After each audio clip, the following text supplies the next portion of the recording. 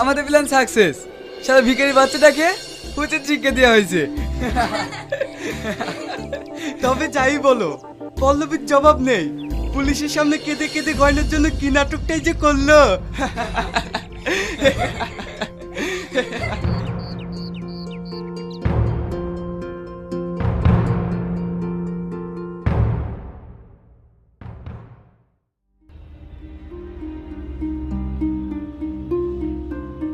Sir,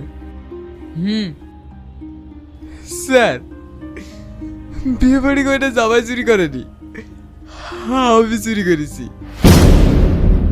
কি?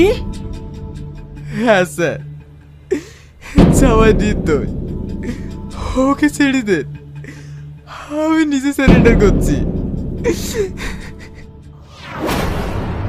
যতীন কাকা, constable, একে লকআপে ঢোকাও আর ওকে ছেড়ে দাও।